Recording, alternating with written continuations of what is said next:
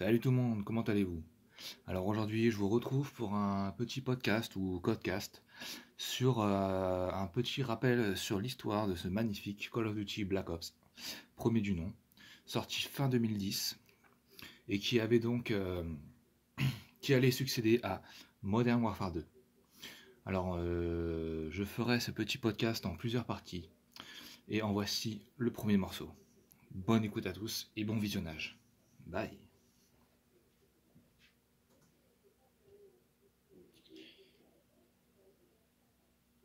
En novembre 2010 sort un jeu qui a la lourde tâche d'arriver juste après donc MW2. MW2, on l'avait vu un petit peu dans mon podcast précédent, a mis la barre très très haute.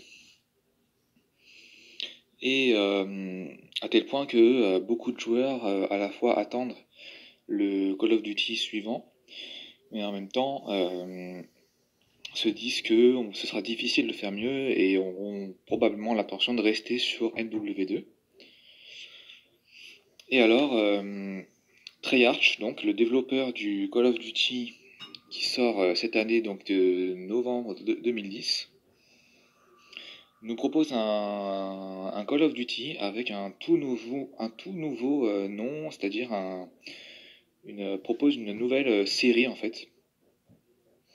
Et en effet, donc le Call of Duty qui précédait chez Treyarch, c'était donc World at War, sorti en 2008.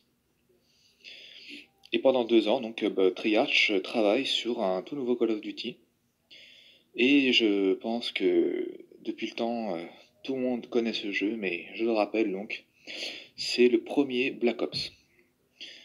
Alors Black Ops donc se déroule dans un contexte de guerre froide, c'est-à-dire c'est ça comment dire, ça vient après la Seconde Guerre mondiale et ça s'appelle en fait la guerre froide parce que c'est pas un conflit ouvert, c'est pas un conflit directement avec de la violence, avec des soldats qui vont s'affronter à l'arme.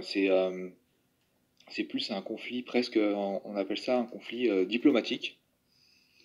Et en fin de compte,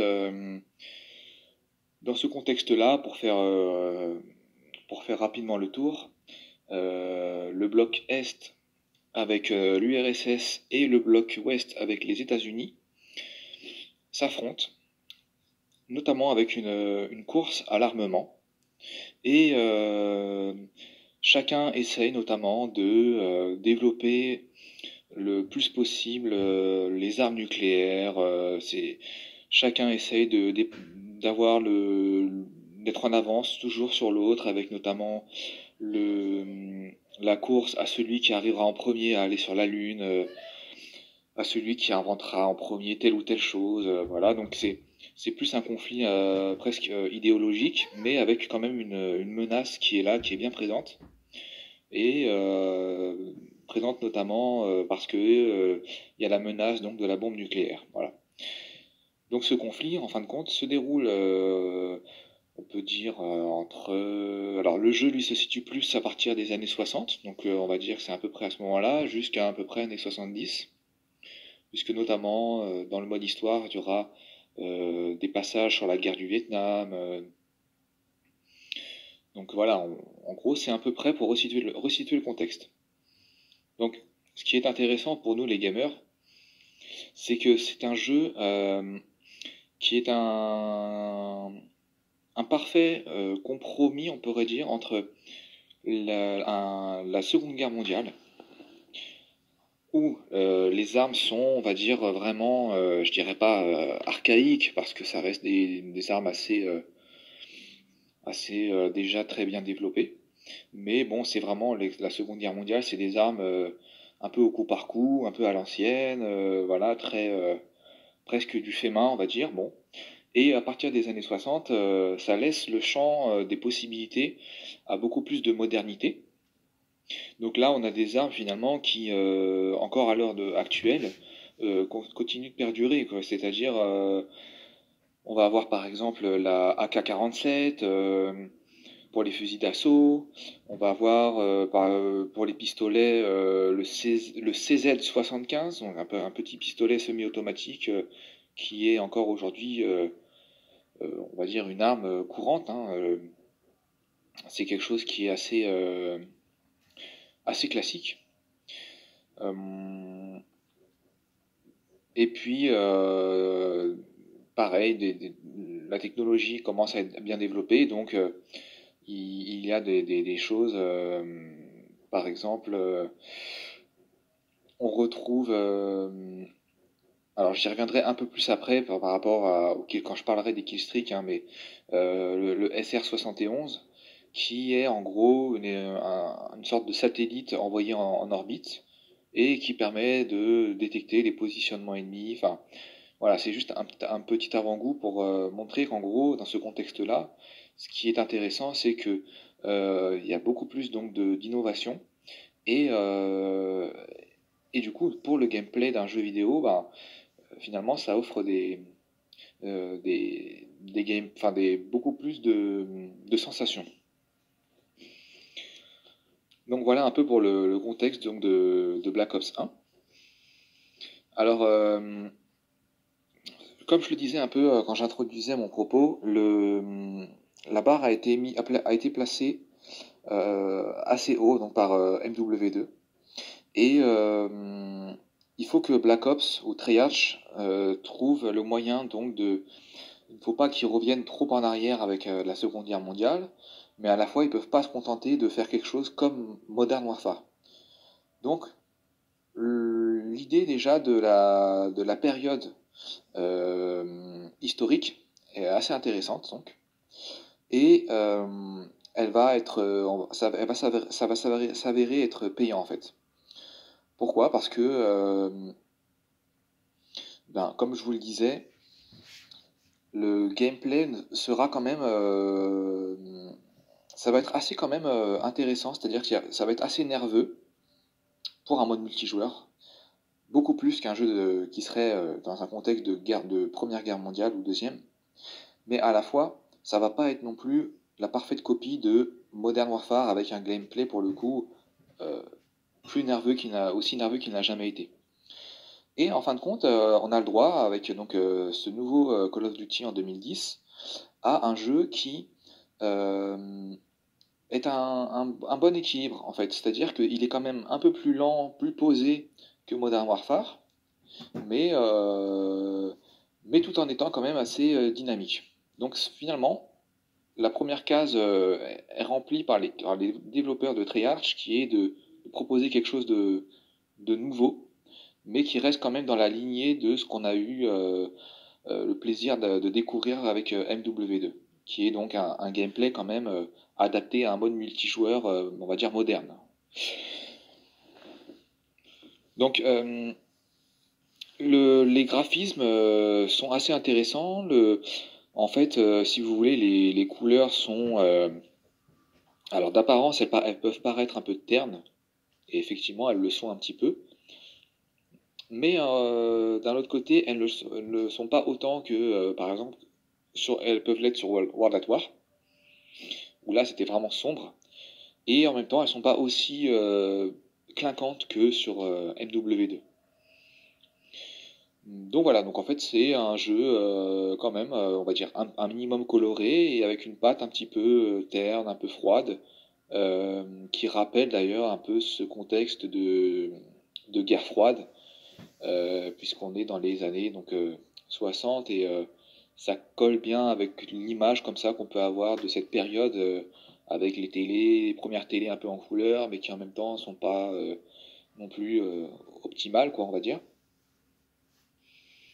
Donc voilà, pour ce qui est des graphismes, mais ça reste vraiment joli quand on prend le temps de les regarder. Il y a quand même, il y a aussi donc c'est peut-être pas du MW2, mais il y a quand même des beaux effets de lumière.